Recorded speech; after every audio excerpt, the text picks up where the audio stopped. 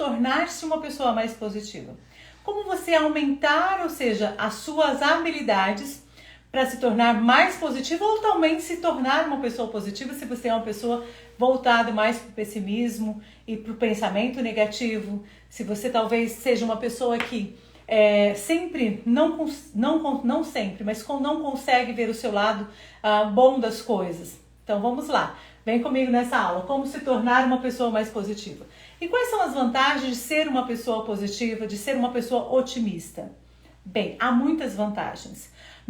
Quando nós estamos num conflito, num estresse, num momento de estresse, ou os pensamentos são mais negativos, nós cortamos as sinapses com o nosso neocórtex. E ao inverso, quando você está otimista, quando você está mais positiva, o que isso acontece?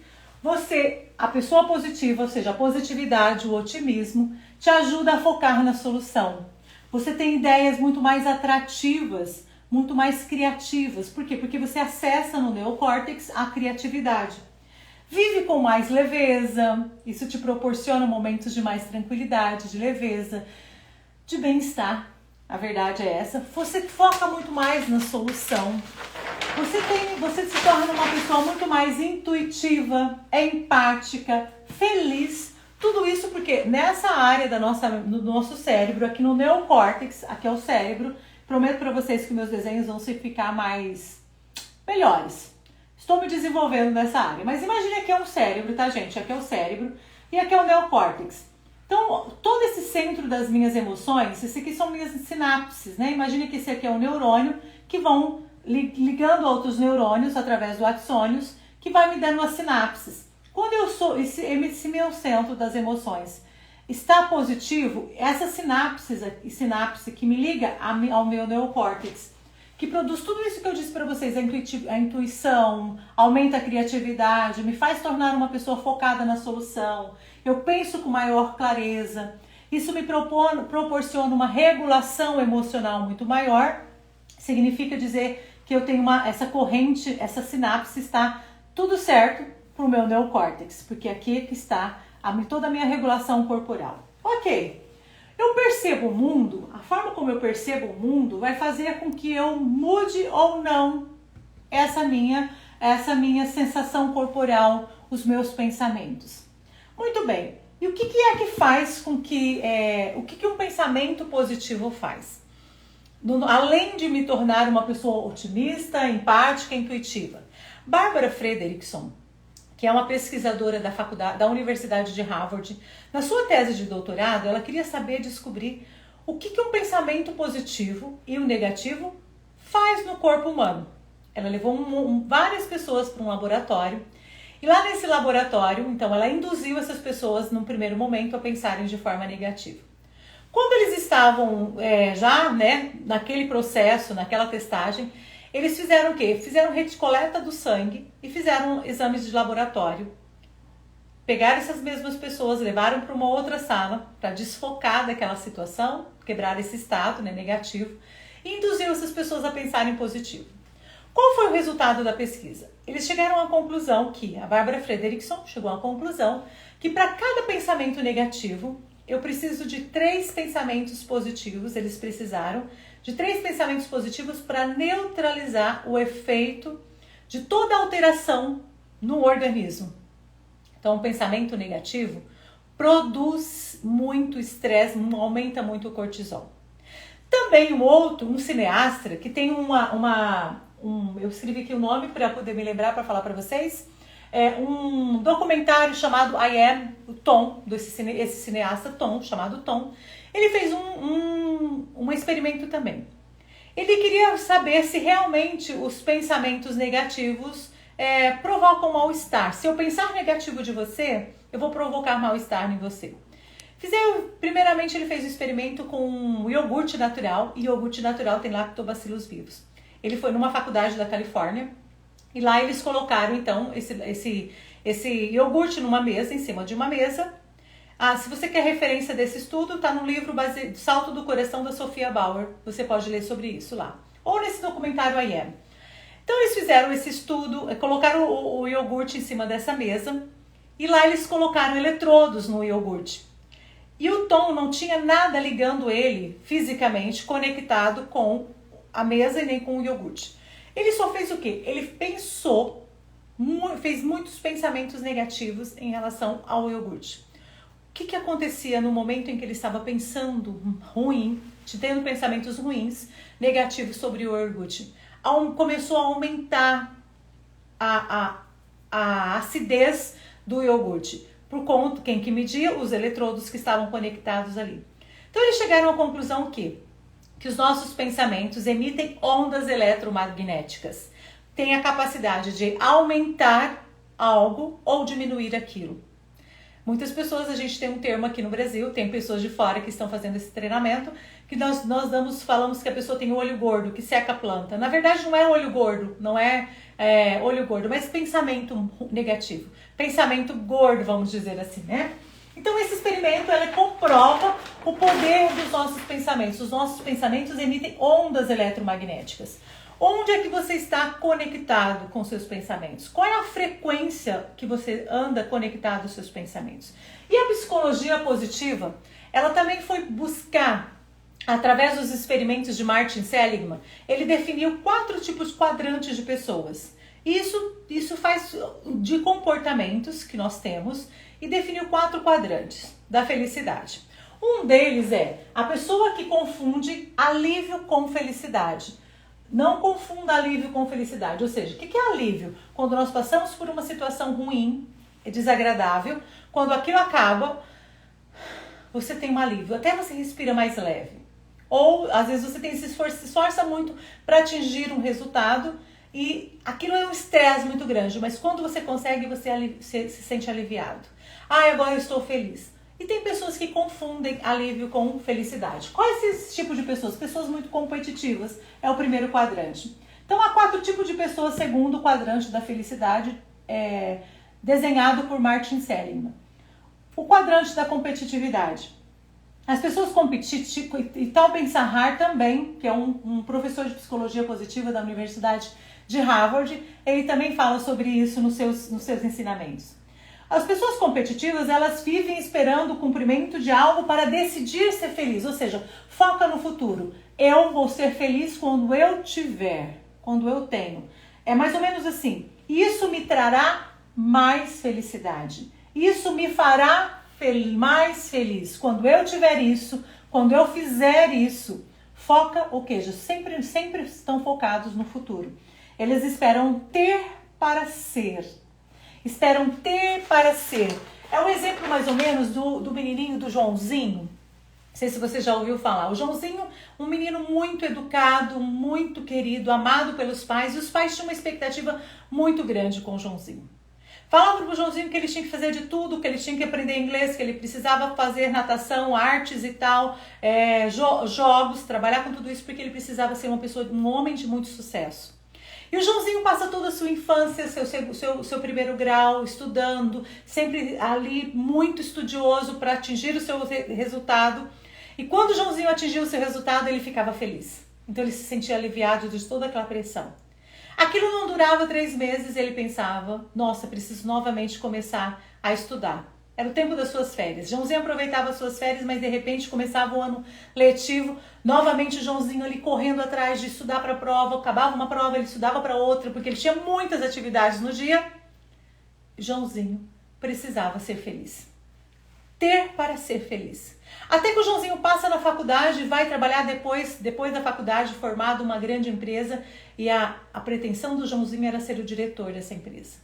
E o Joãozinho era muito aplicado e muito estudioso, sempre trabalhou muito, estudou muito, até que Joãozinho consegue chegar a ser o CEO dessa empresa, o diretor dessa empresa. Quando ele chega lá, o que acontece? Já está na hora de aposentar. Quando é que o Joãozinho vai ser feliz? Nós vivemos muitas vezes a vida esperando acontecer alguma coisa para ser feliz. O outro quadrante de felicidade são os hedonistas. Ao contrário do Joãozinho, ou seja, essas pessoas vivem no extremo. Ou é muito rígido consigo mesmo, ou não tem nenhuma rigidez. Vão viver a vida conforme ela está. Só pensa no prazer imediato, no presente. Hedonismo é isso, eu só foco no prazer, no aqui e agora. Evita tudo que for difícil. Ah, mas se para eu poder ter esse resultado eu preciso acordar muito cedo, preciso trabalhar além das 8 horas normais, a pessoa já vai se afastando disso. Tudo para ela é muito difícil de chegar. A fala é, eu vivo a vida é curta, então vou viver o hoje e pronto. Ou seja, eu só penso no aqui e agora. Pessoas assim confundem prazer com felicidade. Estão vivendo pelo prazer. Desenvolvem muitas compulsões alimentares, vícios. Por quê? Porque eu preciso do resultado agora. Não consigo ter a pessoa não consegue ter a autorregulação. Sempre estão fazendo dietas, mas o que acontece? A dieta, olha só, ela tem que emagrecer às vezes aí 10 quilos. Vamos imaginar uma pessoa que precisa perder 10 quilos. Ela põe na mente, para ficar bem, 10 quilos. Quando ela perde um primeiro quilo numa semana, o que ela faz? Ela já vai comemorar. E nessa comemoração, ela consegue ganhar o quilo que ela perdeu e mais um ainda. Ou seja, de um que ela já tinha, que ela precisava só perder um, agora ela precisa perder 2. Então vai aumentando e ela vai faz o quê? Desiste, porque para ela é muito difícil chegar até aquele 1, porque ela foca lá no futuro, mas só que aí ela desiste, ela vai, então agora vamos do jeito que tá, eu vou viver do jeito que tá, buscando esse prazer imediato. E ela corre o risco também de chegar num ponto de resignação, que é o terceiro quadrante de Martin Seligman nos ensina. Acha que já tentaram de tudo, ou seja, já me esforcei para conseguir tudo que eu precisava e foi muito difícil chegar lá. E aí a pessoa, como ela não experimenta do prazer, desfruta do resultado, aquilo para ela não fez sentido. Trabalha muito para ter, então o que ela faz? Ela desiste. Ela começa a fazer ao contrário. Por exemplo, o que eu vou dar um exemplo para vocês aqui, é dos cachorros de Martin Seligman. Pavlov também tem um experimento, isso do condicionamento, do comportamento e tal, lá no início da criação da psicologia. E Martin Seligman fez um experimento parecido. Ele queria fazer o quê? Como é que as pessoas vivem a desesperança? Para de acreditar nas coisas. Ele fez experiência com 3 cachorros. Ele pegou um cachorro, arrumou uma caixa, e dentro da caixa, os cachorros que estavam ali, 2 deles recebiam choques dentro da caixa. Um não recebia choque nem dentro nem fora. Então o cachorro tanto fazia para ele estar dentro como fora da caixa, ele ficava da mesma forma. Ele ficava dentro da caixa, esse cachorro que não recebia nenhum choque, comia o que tinha ali e saía e pronto. Para ele tanto fazia, estar dentro ou fora. Vivia a vida conforme o hedonista. E o cachorro A, ele fazia o quê?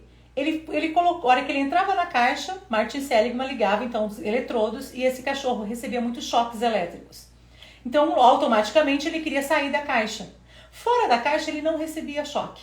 Então, ele foi condicionado. Todas as vezes que ele entrava dentro da caixa, se acionava o choque e ele queria sair para fora. Sair da caixa, né? Que redundância, desculpa aí. Ele queria sair da caixa. O terceiro cachorro, que era o terceiro cachorro C, ele recebia choque tanto dentro da caixa como fora da caixa. Qual foi o resultado disso? Ele ficava louco, recebia o choque dentro da caixa, ficava louco para sair, mas aonde ele fosse, ele recebia choque. Passou-se um tempo, que eles já estavam condicionados a isso, a entender que dentro da caixa tinha choque e fora, para um não tinha e para outro tinha.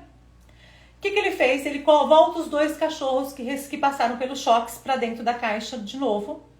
O primeiro cachorro que recebia choque só dentro da caixa, ele já automaticamente saiu da caixa.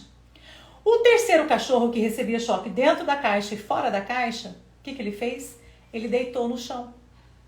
Ele se resignou, ou seja, ele entrou num quadro de desamparo. Esse quadro, muitas pessoas vivem num quadro de desamparo.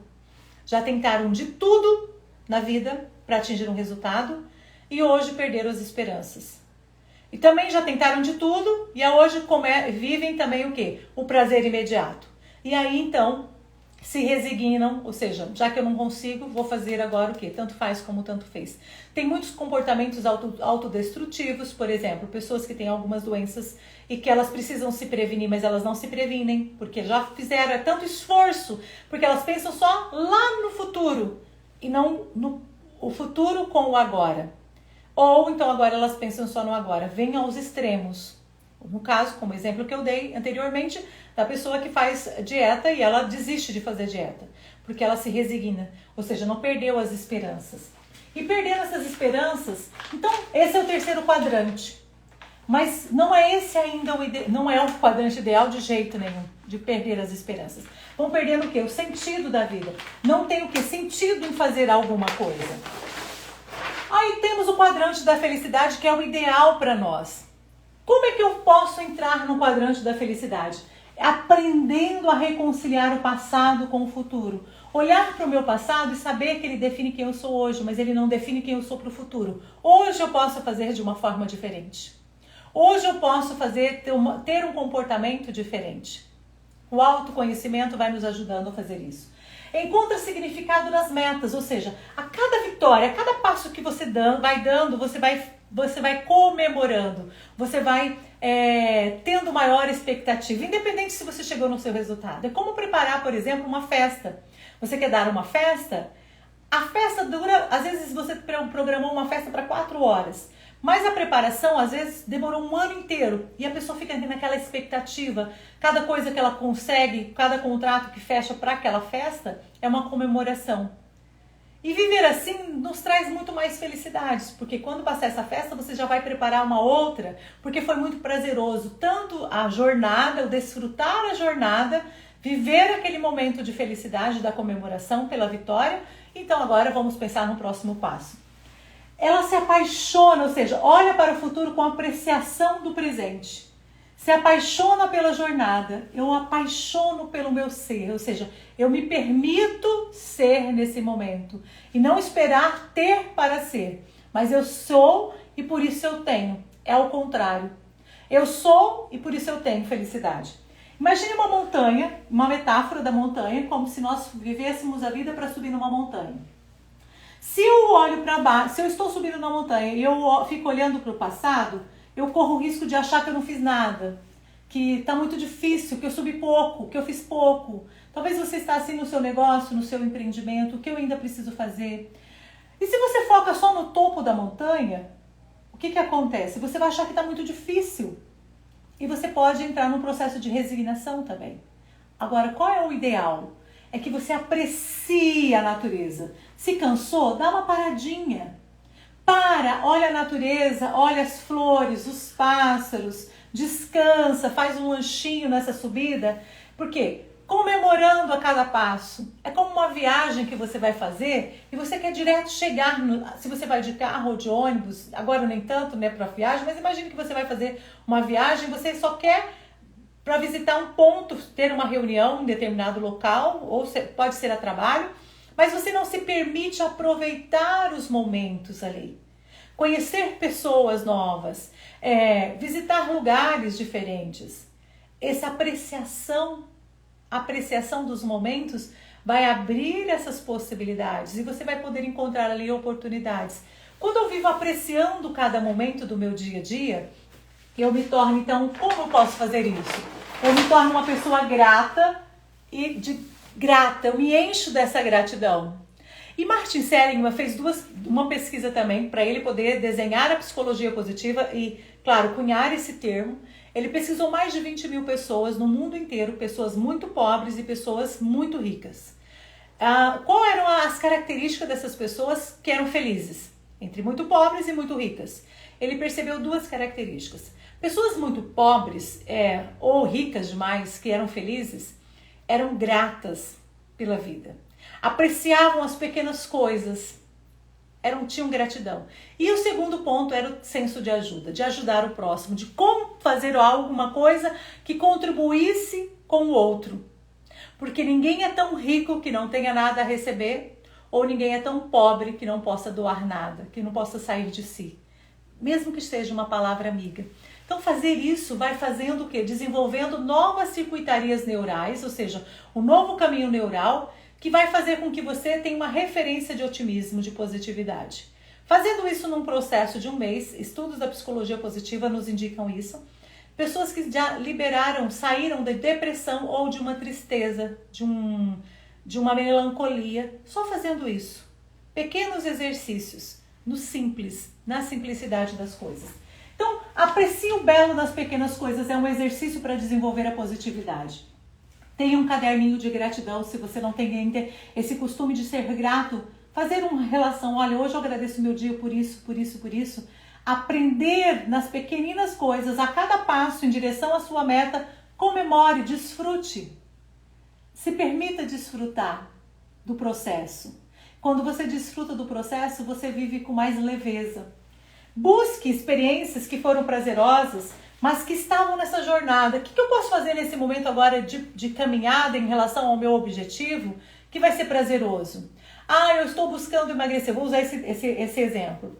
No meu emagrecimento, eu não me dá muito prazer comer doce. Que doce fit você pode comer? Uma fruta, um docinho de fruta, banana, por exemplo, com tâmara, que é uma delícia. Se você gosta, alguma coisa nisso, e desfrute desse momento, desfrute da beleza, dos detalhes.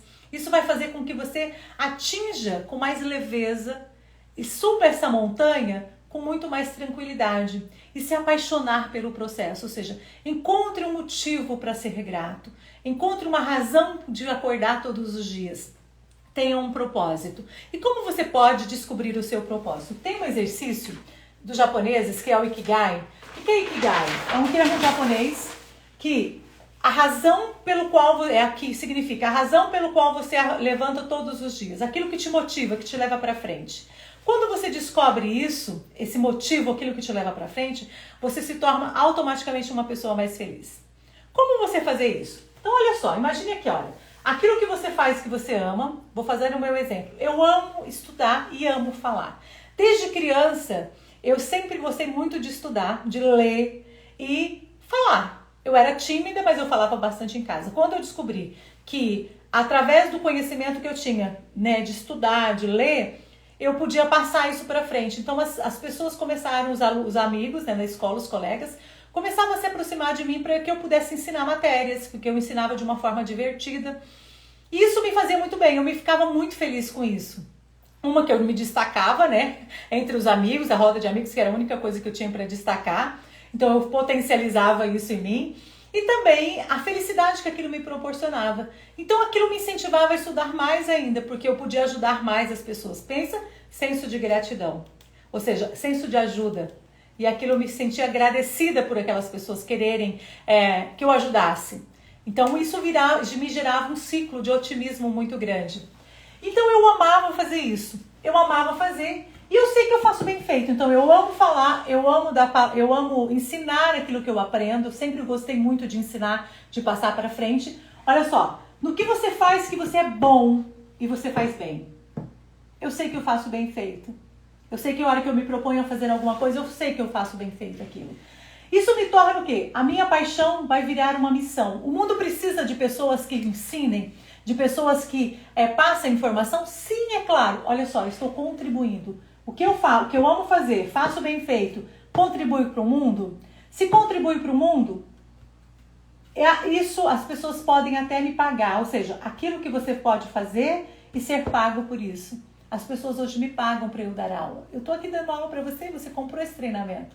Percebe? Então isso aqui é o quê? A minha paixão a minha paixão, que é a minha missão, minha vocação, se torna também a minha profissão. Pronto. A união de tudo isso me dá o meu Ikigai, a minha razão de ser. E quando você faz aquilo que você gosta, mesmo que, eu gosto, só posso fazer o que eu gosto? Não. Aquilo também que é devido. Eu faço porque eu devo fazer isso, porque isso também vai me aproximar da minha meta. Eu me apaixono pelo processo, mesmo que aquilo não seja o ideal para mim.